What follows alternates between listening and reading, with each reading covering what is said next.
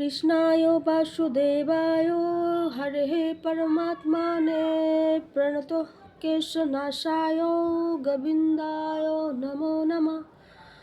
তো বন্ধুরা, এই মন্ত্রটা তোমরা দিনে 11 বার জপ করবে। তো তোমরা ওই রাতে শোবার সময় শুতে যাওয়ার আগেও করতে পারো, আবার সকালবেলায় ঘুম থেকে উঠেও এটা করতে পারো। আর যদি মনে করো না আমি শুদ্ধ বস্ত্রে পুজো করার সময় করবো, সেটাও করতে পারো। তো আমি এটা প্রতিদিন রাতের বেলা শুতে যাওয়ার সময় আবার ঘুম থেকে উঠেও করি।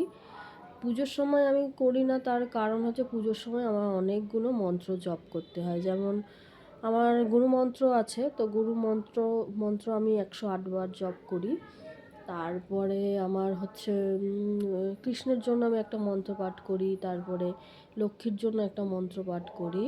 তারপরেও আমি কিন্তু গীতায় একটা শ্লোক আছে না, তো শ্লোকটা আমি তোমাদেরকে একটু পড়ে শোনাচ্ছি। একটু এগুলো তো সংস্কৃত শ্লোক, তো উচ্চারণটা হয়তো ঠিকঠাক হবে না, তবে তাও একটু মানিয়ে নিও। তো শোনো।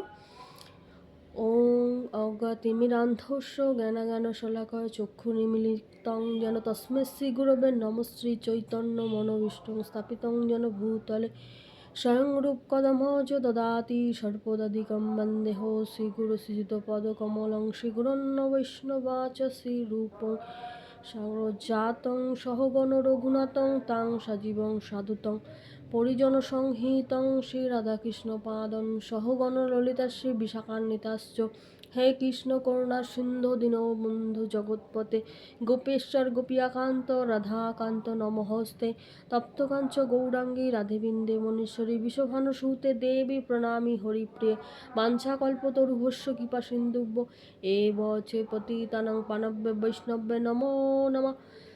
শ্রীকৃষ্ণ চৈতন্য প্রভু নিত্যানন্দ শ্রী আদিত্য আচার্য শ্রী গদাধর শিবাশ্রী আদিগৌর ভক্তবৃন্দ হরে কৃষ্ণ কৃষ্ণ কৃষ্ণ হরে হরে।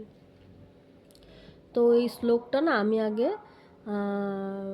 দেখে দেখে বলতাম, কিন্তু এখন না পড়তে পড়তে আমার এখন মুখস্থ হয়ে গেছে। তো আমি হবিবপুর, আমাদের এখানে হবিবপুর ইস্কন আছে, তো সেখান থেকে আমি এই গীতাটা নিয়ে আসি। তো ওখানকারই এক বৈষ্ণব বাবা আমাকে বলে দিয়েছেন যে প্রতিদিন পুজো করার সময় এই মানে পুরো গীতাটা পড়তে বলেছিলেন, বলে কি যদি সেটা না হয় তুমি এটা সামনে এই যে শ্লোকটা এটা পড়ো।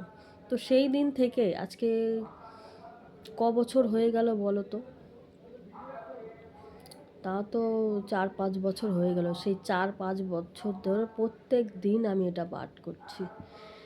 তো এমনি তো ভিডিও করি যেগুলো ভালো জিনিস, মানে ভবিষ্যতে আমাদের এগুলো মন্ত্র জপ করতে হবে, না হলে কিন্তু সত্যি কথা কি আমরা কিন্তু পার পাবো না, মানে আমরা ওপারে কিন্তু শান্তি মতো যেতে পারবো না।